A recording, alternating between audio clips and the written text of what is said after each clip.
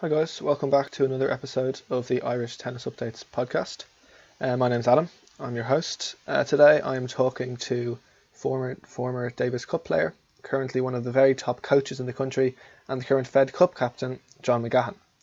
We talk about how John has adapted to the current situation, his best experiences playing professional tennis, including Davis Cup, what he loves so much about coaching, and much more. I hope you enjoy this episode. John has some really great stories. Hope you can take something from it. So without further ado, let's get into it.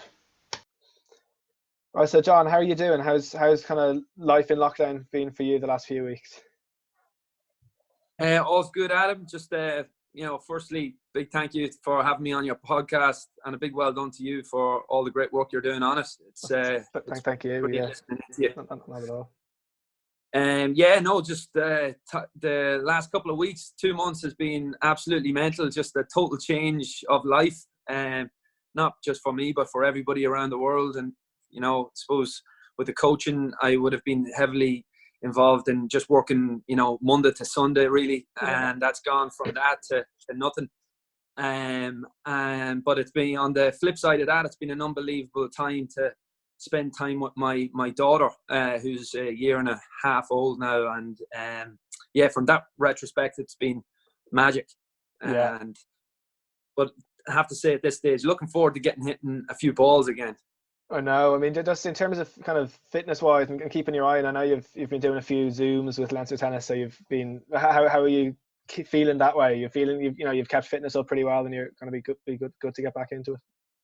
Yeah, I mean, listen, I love doing fitness anyway. I think it's part of my life. Get up in the morning. It's probably the first thing that I try to get going is a fitness session. So do a lot of hit sessions. There's also another program there that myself and Stevie Hughes do each day. It's called Insanity. So we've been knocking that out over the last, 6-7 weeks. Yeah. And pushing each other on, trying to keep fit for whenever we do get back on court. And then we do the odd Zoom call then with, each week with our academy, with Leinster Tennis, Max Tennis, just to keep the players engaged and keep them motivated as much as possible and keep connected with them over this tough time. Yeah, so in terms of that and keeping engaged, I know you've been doing a lot. You've been, with Leinster Tennis, you've been doing some webinars each week, and then you also, I know, have been doing a podcast with Sato, talking to a few players. So you've been keeping in the tennis world pretty strongly. Yeah, no, definitely. A good friend of mine, Dan Kiernan from Soto Tennis, he runs Soto Tennis out in Costa del Sol. And we decided to just collaborate with one another during this time. It's something that, I would never have had the time to do before, doing podcasts and things like that. I've always wanted to, try and do one or two of them before, but I would never have had the time. And we said, listen, we'll get together, we'll pull in some of our resources and contact players that we would have grown up with, played with, and just keep people entertained, energized, a little bit, kind of what you're doing as well. And it's definitely something different I hadn't done before, and it's been a good challenge, and a lot of learning as well, just from a coaching perspective. I saw you had Jamie Murray on there recently, so it must you've been having some good chats, I guess, on that podcast. Yeah, I mean, it's nice to get players that are off now. That are, on the WTA tour, the ATP tour, that we wouldn't get a chance probably to do that during the year with them. Dan Evans come on, and he did a really good webinar. He was one of our first ones with Stephen and I in Leinster Tennis, but he also did one with Soto Tennis as well. Okay. And just great to have Dan on, and to speak to the players, and for the players to be able to interact with him, ask questions, pick his brains, and we're learning as well actually during this process. Yeah, big time. Yeah. Which is great, Yes, and then just how about getting back to tennis? How do you feel about return to tennis, even just from your own point of view? Maybe getting back on the court, coaching. Maybe it won't be this phase, I'd say, and then even competition wise, would you expect? I mean, even within Ireland, would you expect any tournaments in 2020? What do you kind of? How do you? Yeah, I mean, I think I said it to you there Yeah. beforehand. I think the first thing is just I haven't hit a ball since March. Yeah. So I mean, the first thing I'm just looking forward to is actually getting on a court again and hitting some balls, feeling the ball, with some players.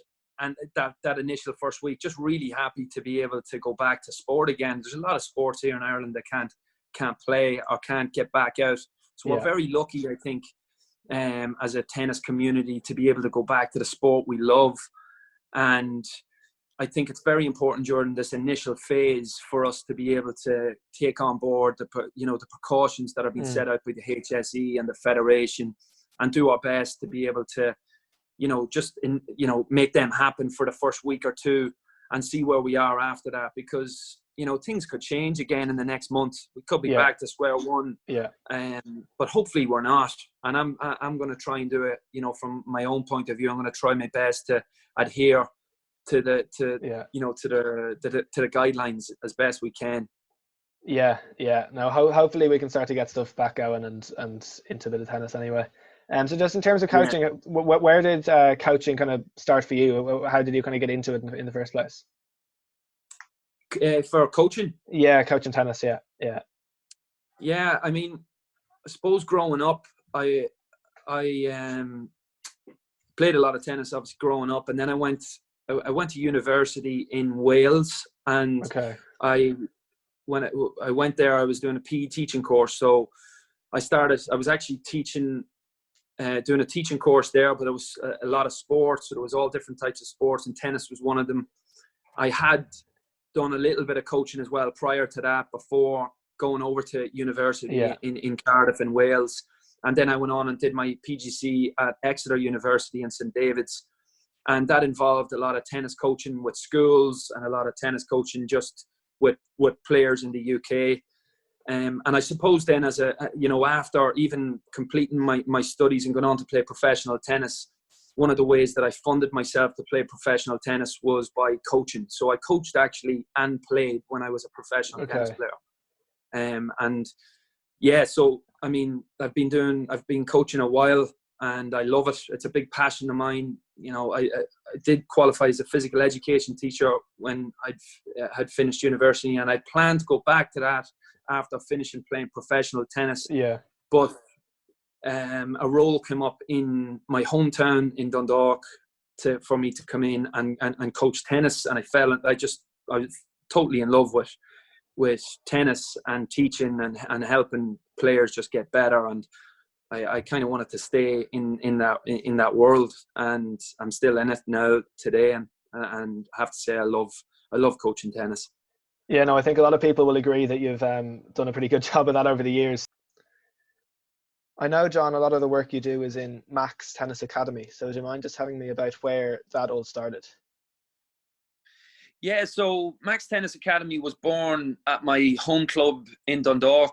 We had a group of very enthusiastic young boys and girls that really wanted to improve their tennis. And most importantly, they were very, very keen to compete.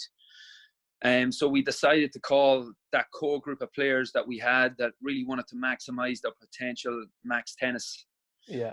I suppose that's where it began. And I suppose when I'm thinking back now, as I'm talking to you, Adam, we had a young player. His name was Joseph Mullen. And Joseph, he reached as high as number 1 on the Tennis Ireland rankings at around 15, 16. And he began defeating some of the top national Irish squad players at the time, before attaining his first junior world ranking at Donnybrook. And he had an unorthodox style of play that used to torture players on the AstroTurf. He was very difficult to play against, and I could see something, in Joey at the time, that he could cause some damage on the junior Irish circuit. And there was other young kids that was in it at the time as well. Neil Jones, a very competitive young lad in the club, and those two boys used to play a lot of doubles together.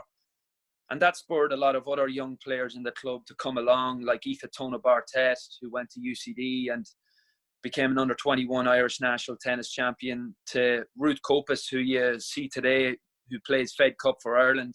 Yeah. And Ruth, obviously, as we all know, is a really great role model for young girls growing up, a great asset to Dundalk Tennis Club, and would have grown up with that core group of players. And Ruth, as I said, has gone on to play Federation Cup, and has won, multiple national tennis titles in the country, and has went on to play 4 years at university. And it would have been that kind of core group of players that grew up together, pushed one another in the club, and we decided, as I said, to name that group Max Tennis. So that's kind of where it began, I suppose. And again, when I'm thinking back to those players at the beginning, they were very, very keen. They were very hungry, and we trained through, difficult conditions throughout the winter. Everybody that coaches in Ireland knows that 99% of the courts are outside. They're on AstroTurf. Yeah. It's not easy. It's, it can be cold. It can be wet, rainy. The balls are heavy. So, the conditions aren't easy at all. But I think that actually played a lot in the players' favours. They were able to really use the elements, I suppose, as something that could work in their benefit. Because 90% of the tennis tournaments in Ireland they're played outside, and they're played on tough conditions, tough weather conditions. So we were able to use those conditions to our favour, and these players did a really, really good job of it. That kind of attracted then more players to come along into the academy, and also gave a lot of belief to other players, younger players coming up. So we had a young player, Maria Perla Biensumba, who then went on to play at the Junior World Tennis Championships in Florida. That was an amazing surge of great energy for the academy, our family, and all the coaches that were working at the club. So great, really, really good stepping stone for the academy. Maria would have won the under-14 Tennis Europe Championships that were being held in Dublin at DCU, and that gave her the opportunity to go and compete in Florida. And subsequent to that, again, more players ended up doing really, really well. Freddie Murray, who is still playing today, he's under 18s. Freddie would have been number one under 12s, under 14s, under 16s in Ireland, and also went to compete at the Orange Bowl in Florida at the World Tennis Championships. So just that really helped with giving other players that were in the academy and are in the academy today a lot of hope, a lot of good energy, and a lot of good belief that we can do good things together if we're willing to work hard and put the work in. And I think that they're the things that have really stood to us as an academy, having that kind of work ethic, that ethos, that we'll have no excuses, even if the conditions are tough. We're going to get stuck in, and I think they're good characteristics for any sports athlete to have. I think having players and stories early on in the academy, it was a really good start to help inspire people as it grew. But you mentioned Joey Mullen. I played Joey last year in Summer League. Did you? It was in David Lloyd. I remember I went to break up early, and then he started with his. I can certainly agree his unorthodox style. It was comfortable enough in the end for him. But I remember a few, a little drop shot lob combination, and we both actually just look at each other and laugh almost. It's like it's so easy for him. But then I couldn't do anything. But it was funny. It was fun. That's funny you're saying that actually to me now, because I haven't seen Joseph playing on the tennis court for a long, long time. My memories of him are when he was 15, 16, as a junior. Yeah. But when you're saying that, he was doing that, and he was good at it, to be fair to him. And he was a bit of a later bloomer, but I suppose it's important for me to be able to mention these types of players, because they were very important to the club and to the academy, and they were the start of where Max Tennis Academy began, and they were very, very keen. They helped me learn as a coach, helped me get better as a coach for sure. And just I really, really enjoyed my time starting off coaching with these kids, and they're now adults now, but they were great kids and great people to be around. So that's where it began, and we're still at it today. We're still pushing forward and still trying to help players get better as best we can. Yeah, and by the way, Adam, I must mention that the success of the tennis academy is obviously down to the players, the club, the parents, and the coaching team that that's been involved with the club. So I work with a great team of coaches there, from Deirdre Winters, Gary Rodriguez, Gus Cressa, and Paul Casey, who travels down every Sunday morning. He's been a great mentor to me, and obviously a great coach. But that's been a big part of the success of why the academy has been successful. So just think that's, again, it's important to mention all these people. Yeah. Now my next question is kind of related, but what's your favorite thing about coaching? Why do you enjoy it so much? Why do I love it so much? I love watching players get better. I love watching players that are really have a love for the game, like myself, that want to play, have desires and dreams, and being part of their story, helping them try to achieve their dreams. I think they're the big things, and any level as well. Like I don't mind what level the player is, if it's a Davis Cup pro, a Fed Cup pro, or a player that's just starting. I'm all in with whatever that player is, once they love the game, because I love the game, and I suppose that's why I kept in the coach, or kept teaching, but in tennis, in the tennis industry. But they're the big things that get me up in the morning for people that love playing ball and want to get better. It's that simple. Do you feel that you maybe learned something during this lockdown period that you can maybe bring forward, that adapting to certain things? Do you feel maybe you can take anything from this? Oh yeah, definitely. I mean, a lot of learning all the time. Far from the finished article. But no, always learning. I think just even things like this here, from a communication point of view, I think it's an absolute excellent tool, being able to use different platforms to communicate with parents, communicate with players, communicate with other coaches. That certainly taught me a lot over the last couple of weeks. I mean, we've communicated with an awful lot of people, just down to the technology that's at our hands, and it's certainly something that I'd like to bring more into my coaching programs when we do get back to tennis, whenever that may be. But I'll definitely keep it going, because I think communication is very, very important with all the key stakeholders. With the people in your club, your members, your players, and the parents are very, very important, and just your fellow colleagues as well. So definitely communication for me, and being able to stay in touch with everybody as much as possible, I think is very, very important. Yeah, I guess if something positive can come out of this, I guess that's a good thing as well. We can take something from it, so that's good. Yeah, definitely. I just want to go back a bit to earlier on, maybe in your story. So where did tennis kind of start for you originally? Tennis started for me. It started at Dundalk Tennis Club. That's where it kicked off. I mean, I used to play on a handball alley in the summer times. Football was really my main sport when I was young. I was a late bloomer, late starter to tennis. Only started 11, 12 years old.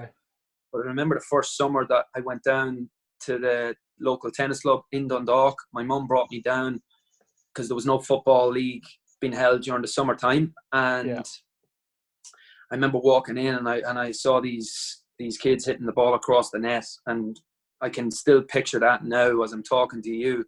and it was I was infatuated with the ball and how it was going over and in the court with all this spin. And I remember standing there actually the first day behind this court, and there was two brothers actually playing, Tony Walsh and Porrick Walsh from Dundalk.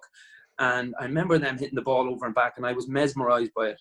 Yeah. And I honestly, I think from that first day that I walked in, I was in love with the ball, and I wanted to be able to do that.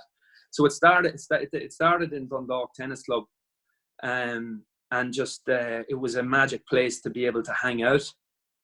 I made so many friends there, and the coaches that were running the program, there was Tom Murphy and Jim Pringle at the time, and they were great coaches, and they took me under their wing and helped me play and be able to hit the ball over like I was talking to you about the start. But that's where it started for me, at my home club, and I'm still there today, and it's a brilliant tennis club. Were there any idols that you looked up to kind of in your early days in tennis that really helped you along your journey? Yeah, I mean, I suppose there was a lot of different people throughout the years that would have been very influential towards, my tennis development. But I suppose just in sport development in general, from a very, very young age, when I think back to my childhood, my grandfather growing up was a real idol of mine. He was an international soccer player, and really, really great memories growing up, training every day at the local handball alleys across the road from where he lived. And after school we used to go there every day, play football, play tennis, and he was just very influential in my development as a sports person, and as was my mum, who supported my passion for the sport, and particularly tennis in later years. And when I reached the local tennis club, so when I was in the club, there was a chap there by the name of James Pringle, and James was a very good junior tennis player. His dad was the head coach of the tennis club, and his dad coached me. But James was a brilliant tennis player, and I remember being able to watch him train at the club, and very, very, very, exciting to watch, and wishing that you could be able to play as good as him. And I think that was very, very encouraging as a young kid coming up to see that on your doorstep. So, on the TV, I suppose it was Andre Agassi was my big idol. Right. Used to love watching Andre. But yeah, just a lot of different people, I suppose, down through the years were great help. And I think that's important as well when you're growing up, to have these types of people around you, good role models, that are going to help you on your journey. Yeah. And older guys like Owen Casey and Scott Barron, they were all around, and they were just really, really good professional guys that you were able to learn from, you were able to look at, and there was no airs, no graces about them. There were, if you were able to work hard, you mightn't have been as good as them, which I wasn't. I was far from their level, but they were able to bring you on court and help you out a lot, give you advice, but if you were able to work hard, they would accept you. And that culture was phenomenal, because that was instilled in me then, and then I passed that on to younger players that were, in the younger groups to me. So the likes of Barry King and James McGee and James Kluski, and all these guys, we would have gone out and competed against each other. We would have been practicing with each other, and I think that was just a good culture to be around. So I suppose all these different people that I'm talking about, they were all part of the journey, it sounds like you might have looked up to those people, but I'd say it was kind of you all kind of pushed each other on, and it was a lot of helping each other along the way, which is great. I definitely felt that growing up, and I was very lucky. I have to say I was very, very lucky to be able to go up and these guys, to be able to watch these guys all the time and go out to the tournaments and watch these guys competing against them. Like I remember playing under 14, I think it was under 14, on my last year under 14s, first year indoors, and I'm playing Owen Casey, first round. I'm like, oh my God, what is going on here? Like, I think Owen was, whatever he was, top 300 at the time, and I've no chance. But I'm just like, I want to go out and I want to play this guy. I want to have a pop against him. And but I remember that, and then you were able to, watch these guys compete week in, week out during the summertime, when they were off from their, journeys abroad. Yeah. So yeah, it definitely helped, because I think that transcended into the younger generation, from me as well. So from your perspective as kind of a coach, how do you think what you experienced at that time, how do you think that compares to the moment? Do you think there's a similar, or would it be less so these days? I mean, I'm not playing now anymore. I'm coaching now, but I'd say this is, again, in my opinion, I think it is changed. Definitely has changed. I'm a big believer that players make players, and I think, suppose competition is very, very important. That the more competition is, developed in the country, and the more of our top players that play those competitions, and the more of our top players that are around in the country, they're going to have a better influence on the younger generation that's coming up. And I think that's an important thing for Irish tennis, that you get to see our best players.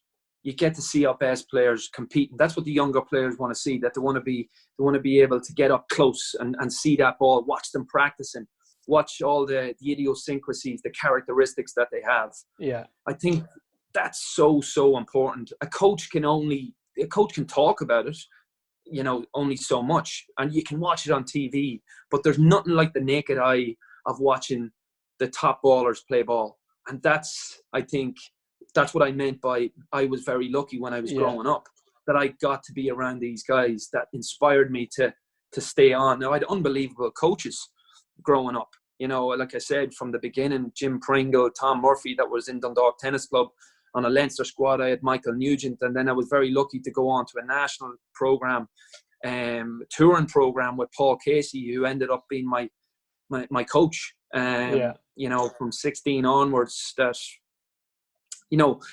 that these guys were phenomenal, but there was great players around as well. So things resonated a lot more in the brain. Now that might, I think it's different, because we don't see as many of our top players playing week in, week out on those events at home.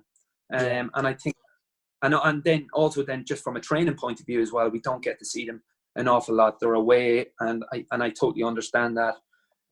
But it would be nice to get them back more, and for us to be able to see them play. Yeah. Now, you mentioned there, as you were kind of progressing through the age groups, you're going to Leinsters, you're going to nationals. Was there a point then when you kind of decided that the tennis was, like something you wanted to pursue professionally as you got older? Was there kind of a moment when that kind of clicked? I mean, again, growing up, Adam, I want to be straight on this as well. I was certainly not the best player by any means. I only got to, get on my first Interpro team when I was on my last year under 18s. Okay. I was a later bloomer. I started at 11, 12. But I was very hungry, and I love competition. Love being able, I don't know what it is about that one-to-one aspect. I love football as well. But I love that aspect of competition. And I suppose as I started getting a little bit better through the ranks, been hanging around with all these great players and coaches, I suppose the penny really, really dropped on my last year under 18s. I managed to get to a decent ranking in the country. It was number 2 at the time, and there was a Tennis Ireland trip that was going to Sweden and Morocco, and I had been picked to go on those trips. Okay. Paul Casey was the head, the national coach at the time. And during those trips, I learned an awful lot. I mean, an awful lot. It was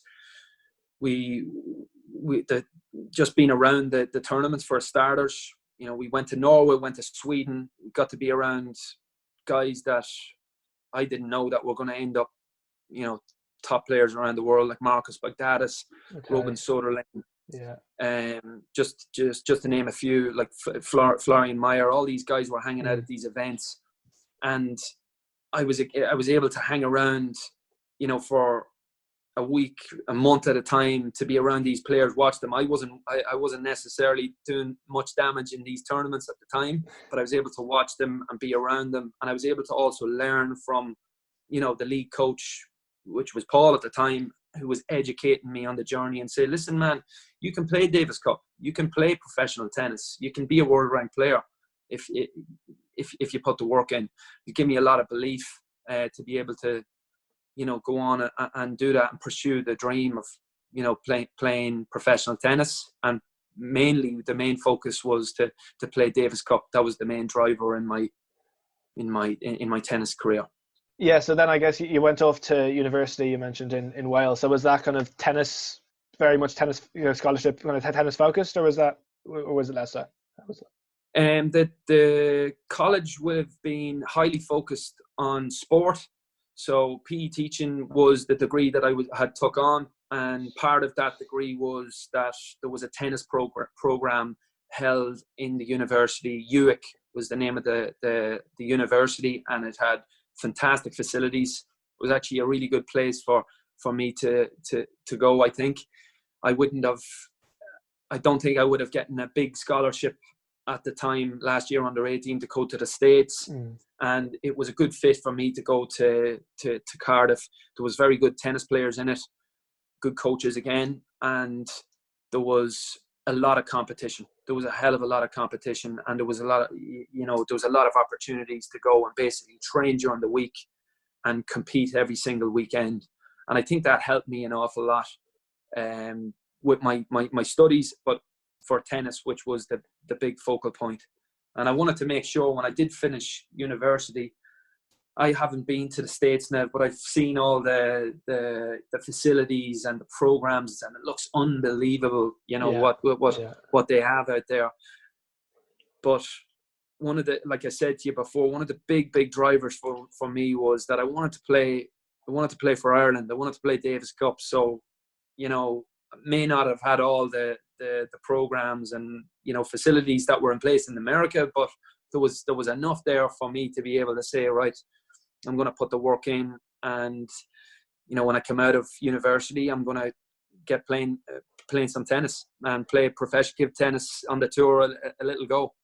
Again, great experience when I was in Wales, and the university that I was at there was really good people that helped me out when I was over there, from Howard Jones, who was the head coach at the university, and to another guy called Phil Thomas that was from Wales. Phil was a great guy, great coach. I still keep in touch with Phil. At the time, he was working at Millfield School. I'm very thankful to Phil, who, you know, just such a positive guy with loads of energy, and used to, you know, pitch up each week, help me out, training with me, and just very encouraging overall. So yeah, a great guy and a great coach from Wales.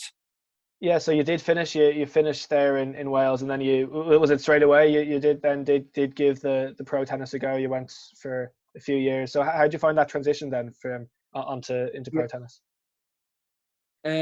So I went from, I did 3 years degree, and then I did my postgraduate in Exeter University, and I was able to also keep my study and finish off that postgrad there and keep competing. Once I'd finished that and I'd got my qualifications, I was like, you know, the chains, the shackles were off. I was like, oh, here we go. Get me on the tour. Give me a go at this thing. And it was, I basically went from there. I decided to stay in the UK. I trained at an academy in North Wales, and it was called the Mike Walker International Tennis Squad. And I basically based myself out of there for my professional tennis career. It was a hell of a learning experience, I have to say. It was a hell of a learning experience. That I remember going to my first 10 tournaments.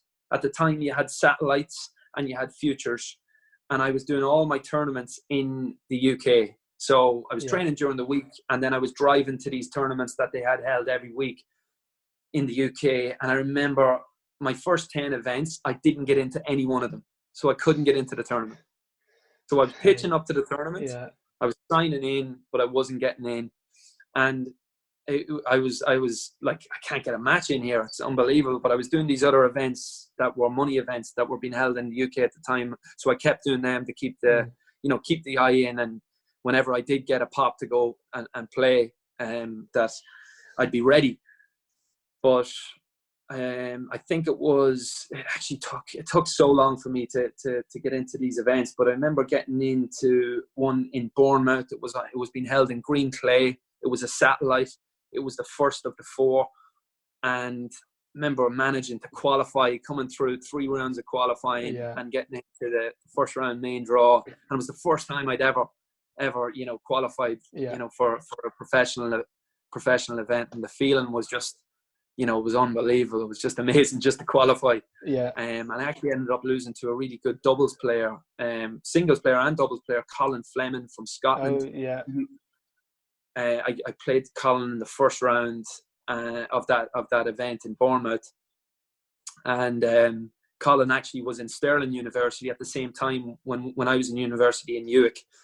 So, but that was kind of my starting point of playing professional tennis.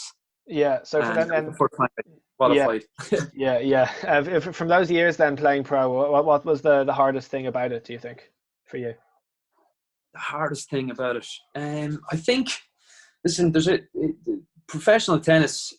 When you're traveling a lot on your own, it's not easy. It's certainly not easy. But don't mind my own company too much, so I didn't mind that aspect too much of it. I suppose financially being able to to stay out and being able to stay out on playing tennis, it's very expensive to be able to do it. So I suppose one of the that was a big challenge. Being able to fund it was a big challenge. And I was again very, very lucky that the academy that I worked at in the UK was able to assist me, because I was a hard worker, and I'd get stuck in during the squads, but I was able to teach and coach, that I was able to supplement some of my training and my coaching there at the academy.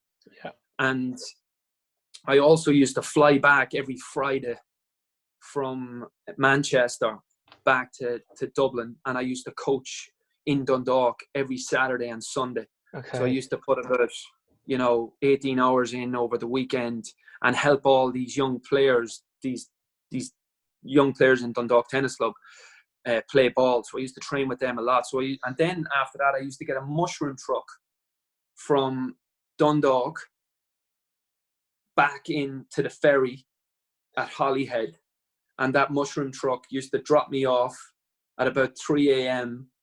in Wrexham outside the tennis club.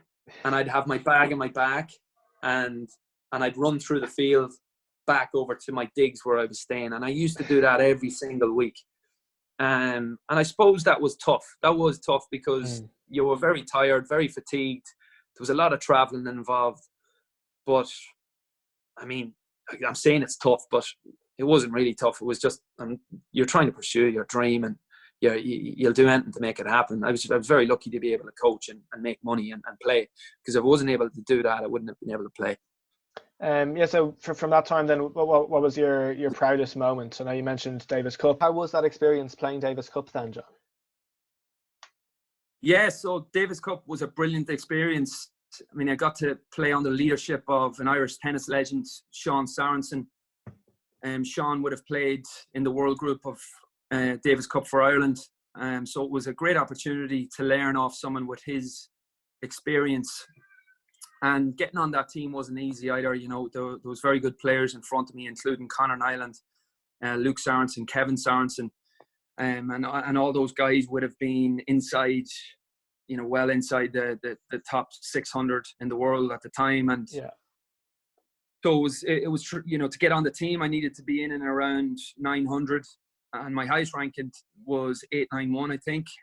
So I managed to to creep onto the team. And you were dealing with other players as well in the background that were also on the verge of getting on the team, like James McGee, Colin O'Brien, James Kluski, and these types of lads. Very good players. So it was, it was competitive to get onto it. And like I said, kind of said to you before, that was the main reason that I was playing tennis. That was the one, that really drove me to keep playing the game. So getting that was a great moment.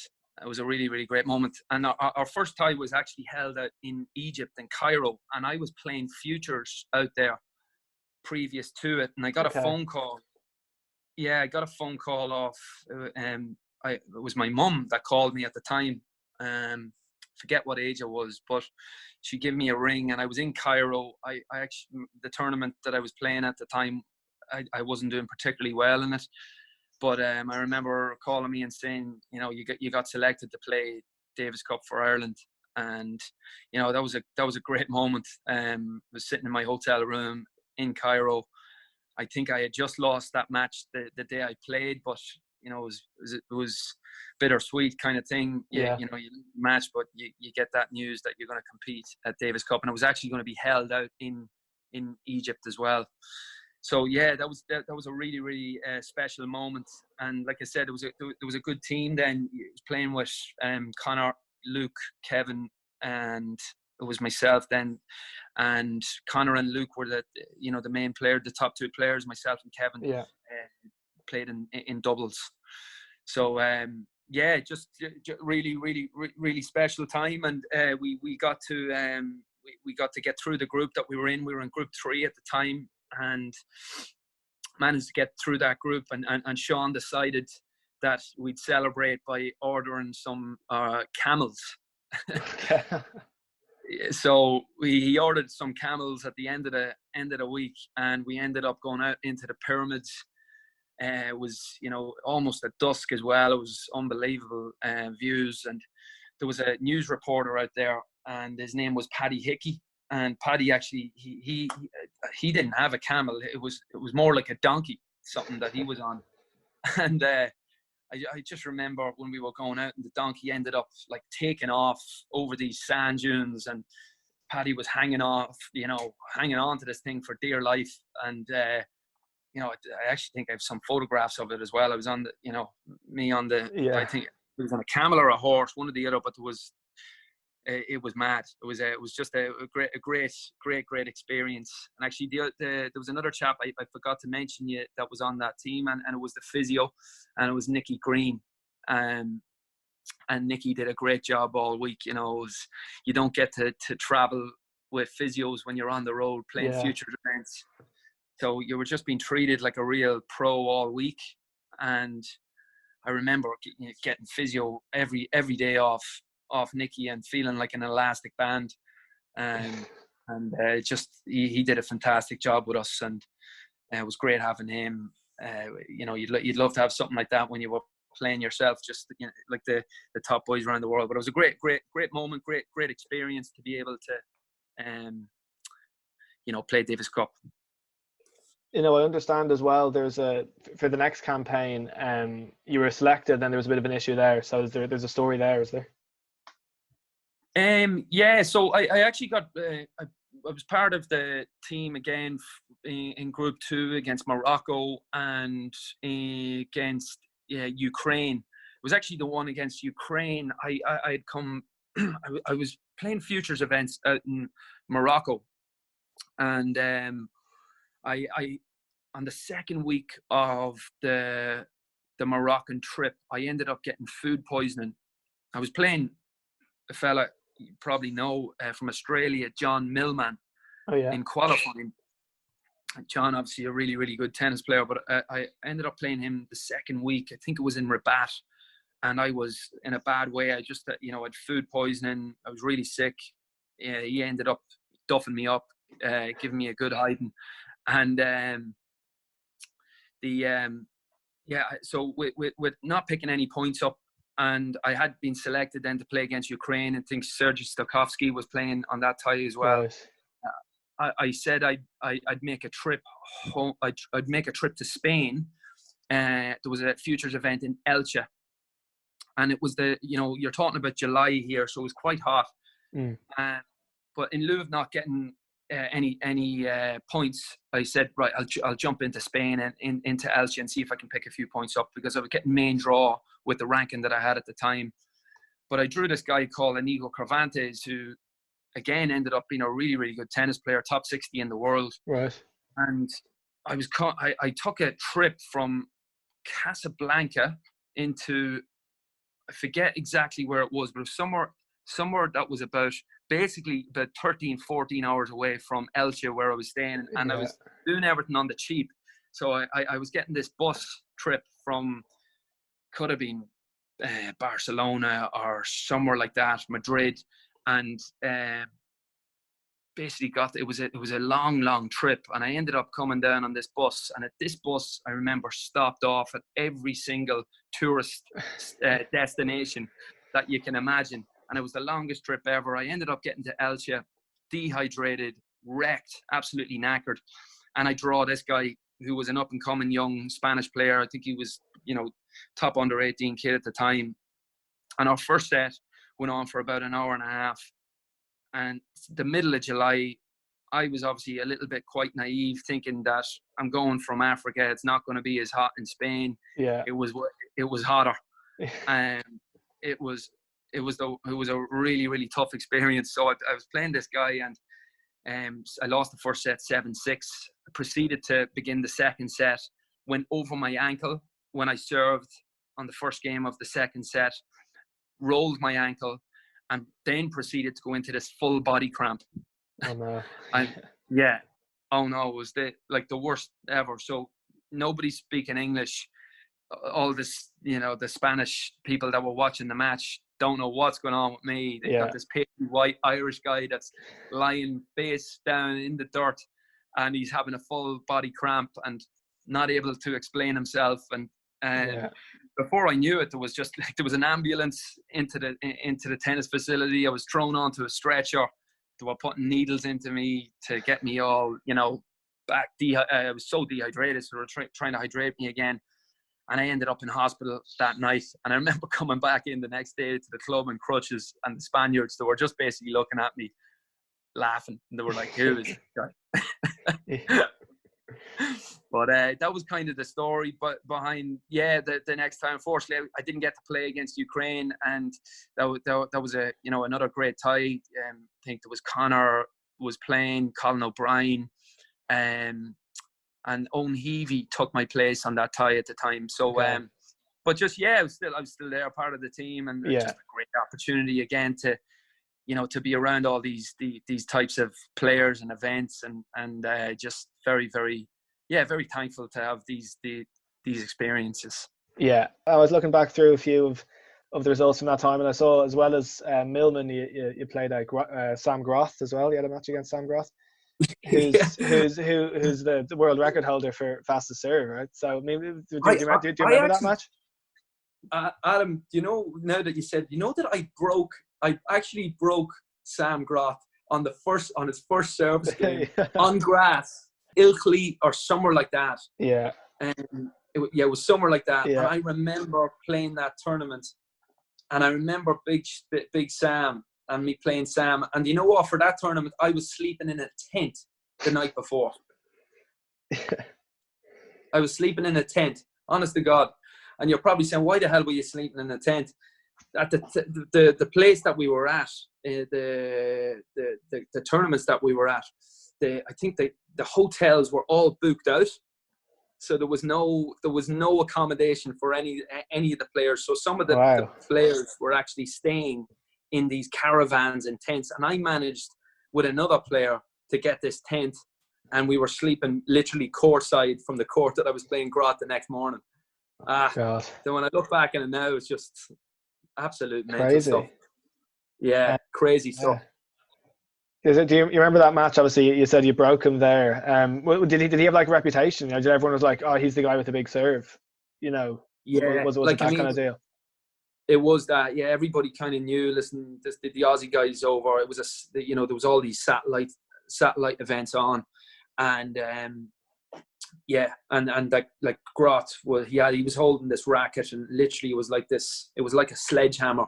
It was so big, and he looked like, actually. Did you ever see that film Troy with Brad Pitt?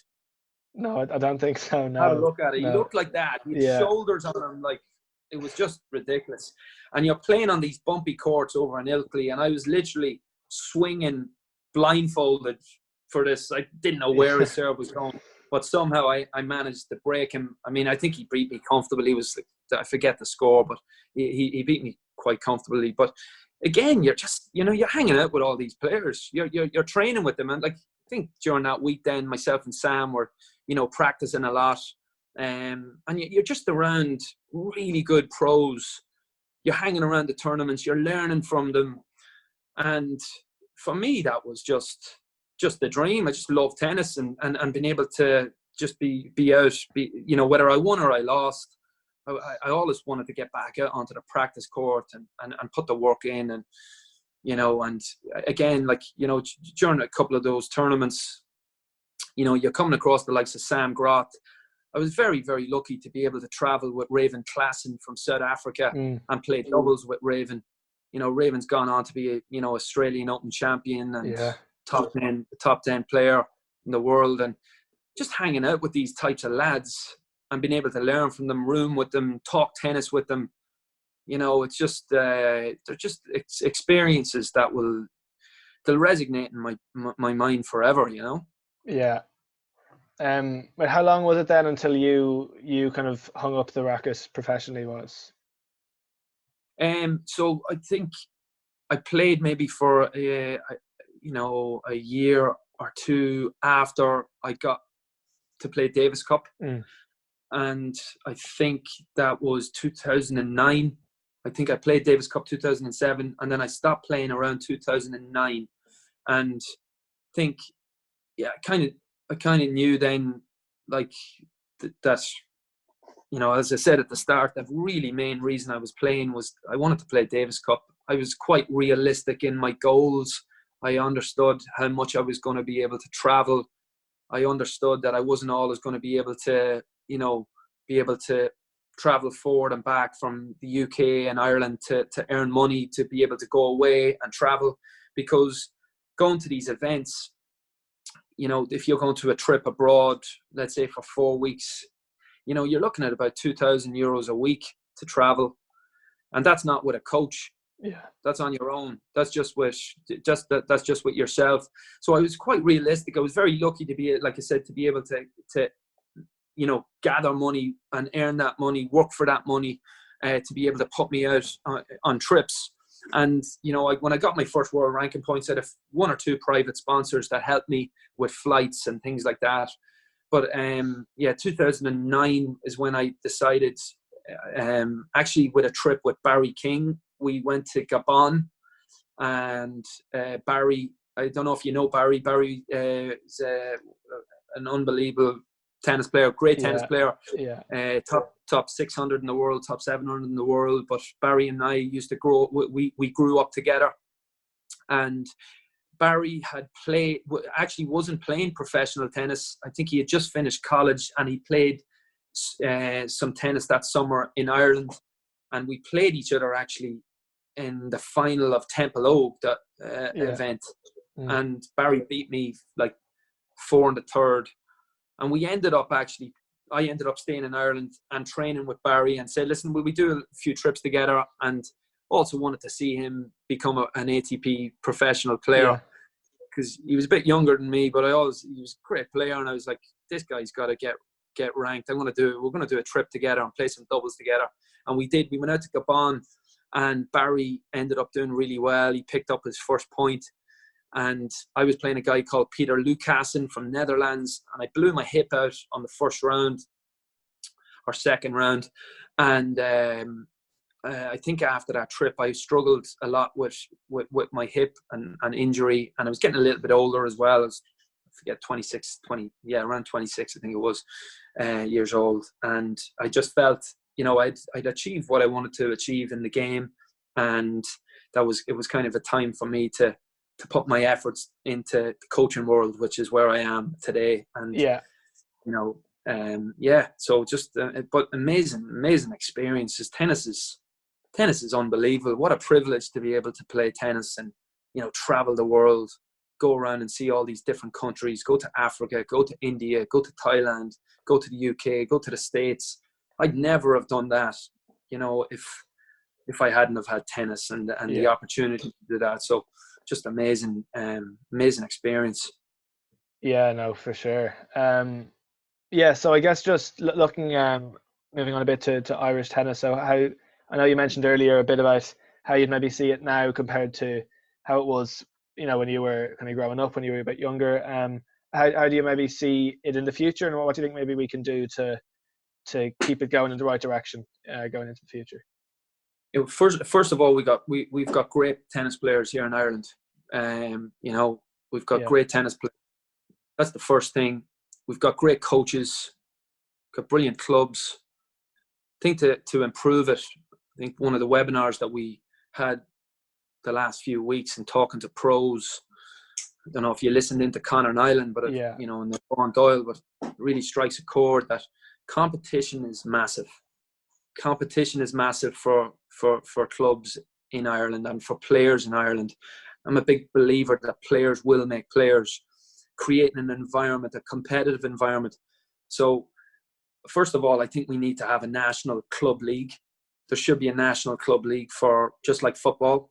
Okay. There should be a national tennis club league, and engage all clubs in Ireland to be, you know, have their social aspect, but have that performance aspect. Have the aspect where you want to perform at the weekend, that you want to play competition at the weekend. So you train during the week, if you have competition at the weekend. And I think that's very, very important. Obviously, we all know the court surface needs to be better. We all know that. The AstroTurf is not ideal, but I can see the reason in having it in some of the clubs due to the weather and the climate. I get that. But I think we need to be looking more progressively in our minds, and how we can help tennis improve. Let's have slower courts. There's courts out there that do take the rain. You know, I've done some clinics over in Donegal. They've got a great surface there, that it's like a hard court, but it's rubberized. It takes the rain. It's slower. It's soft in the joints. Little things like that are already going to help. So the court surface, having more international events in Ireland, so having more Tennis Europe events for kids so they don't have to travel as much. You know, having more ITF events. In Dundalk, we held 3 years of junior ITFs, grade 5s. That was a big, you know, it was a big one for us as a club to be able to host that here in Dundalk and attract players from all over the world and inspire the younger kids that were in the club and members. You know, holding more of those events, hold more senior events, more futures, and give players the opportunity. Like, the more events that you have like them, the more opportunity there are for players to be world ranked. So if you've got, let's say you've got 8 ITF tournaments or 10 ITF tournaments in a year, we're going to have way more ITF players ranked in Ireland. So they've more opportunity then to get into more events around the world.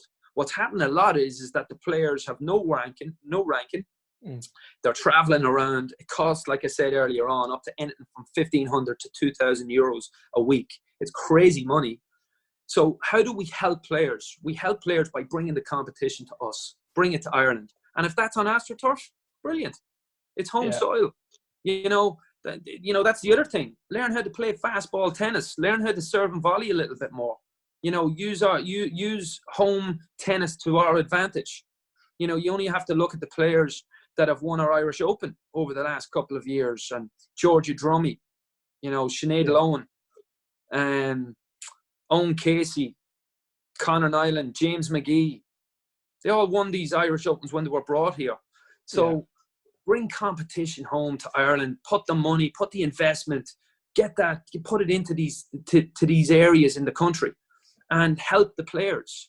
Give them the best shot, the best chance of when they do go abroad. And it's going to be more cost effective for them. Now, don't get me wrong, you are going to have sponsors. You're going to have help along the way, because there's no getting away from it. When you play professional sport, it's expensive.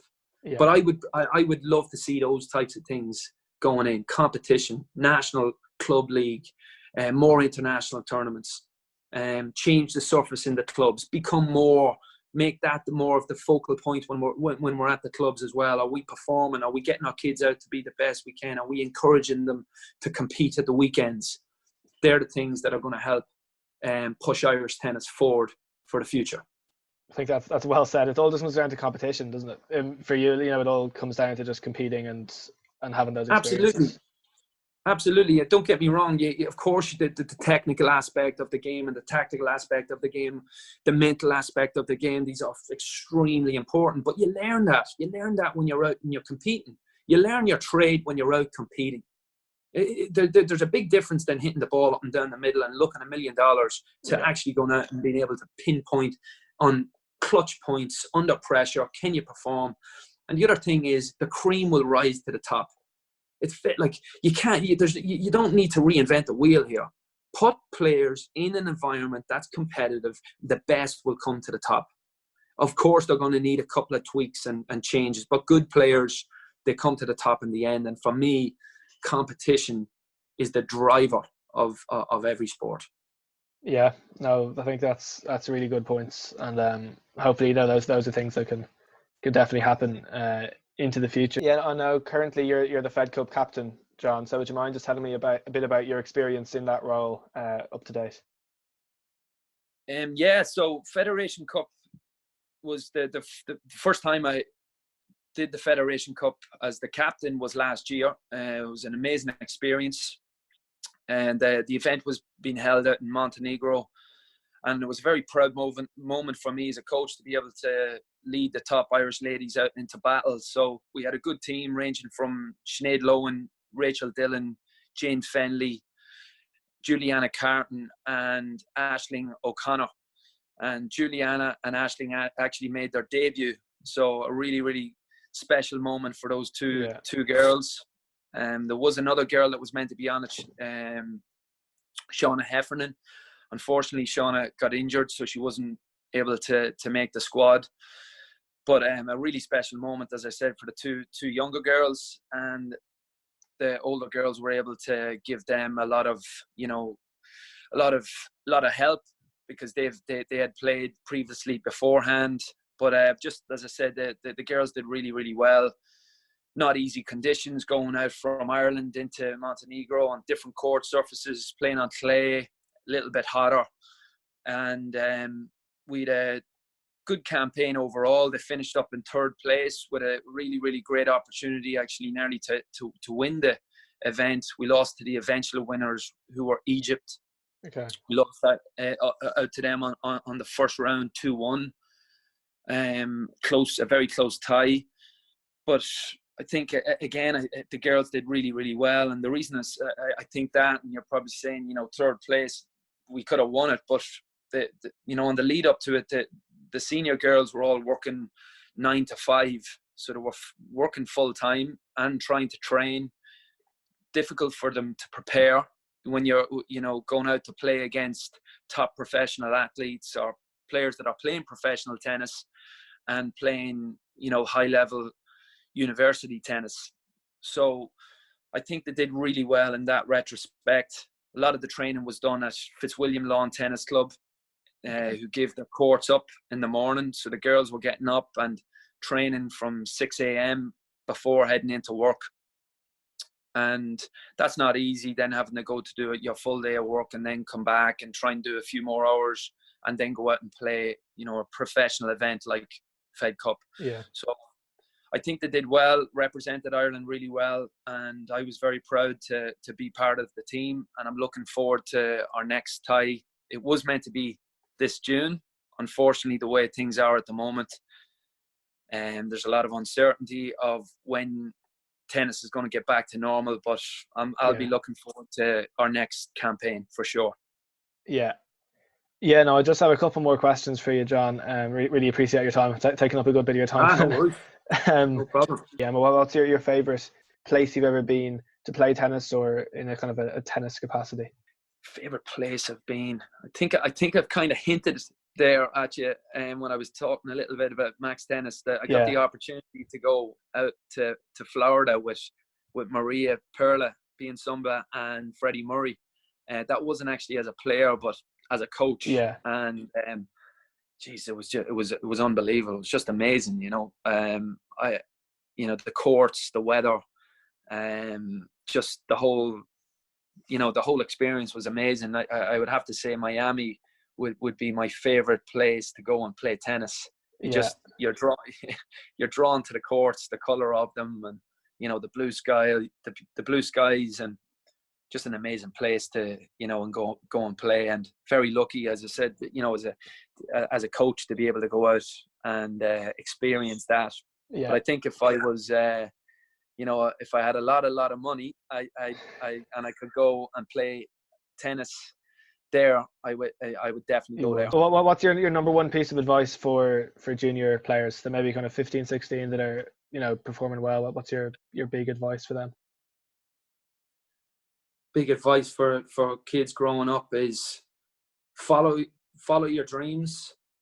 If you have a goal, chase it, never give up on it, and do whatever you can to achieve it. I think that's big. Like, if you have a dream, go and chase it, go after it. You get one life, go after that dream. I would say that, and then, in the midst of that, enjoy it. Enjoy the privilege of being able to play the sport that you love. It's an absolute privilege for us to be able to play tennis and hit a yellow fuzzy ball over a net. So enjoy it, because the curtains are going to come down at some stage. So you got to enjoy it. Too right, yeah, too right. And a final question is, I think I might know what your answer is going to be, but what's your favorite thing about tennis? I love competing. I love the one-to-one aspect about it. Remember Paul saying to me before, when I was out on one of the trips, and says it to me now and then, tennis is like gladiators without the blood. And it really is. It really is. I love it. I love that one-to-one aspect, and fronting up, going head to head with a player, and just leaving, going out after it like that. I just love that. So I think that's a big part of tennis that I love. Yeah, no, okay. I think I'll leave it there, John. So just thanks once again so much for talking to me, for sharing your stories. You really are, inspirational stories for people out there. So hopefully, people can hear it and really take it on. So thanks very much. I do appreciate it. No problem. Thanks very much for having me on, Adam. Really appreciate it. You're doing brilliant work, man. Well done. Thank you. Thanks very much, John. See you now. Thanks very much once again to John for talking to me, for sharing his story, and for giving us his thoughts on tennis in Ireland at the moment. Thank you also to you all for listening to this episode and for getting this far. If you did enjoy it, please share, leave a comment, a review, help spread the word. Also, I always love to hear any feedback you may have about the episode. Reach out to me on Twitter, on Facebook also, or send an email to irishtennisuppdates@gmail.com. Really excited about getting back to tennis. Hopefully with the new restrictions easing, we can get back to some tennis. If you do get back, just stay safe. Enjoy your tennis, but stay safe. Hopefully we can all enjoy tennis again together. So yeah, thanks very much for listening. Stay safe, and I'll see you next time.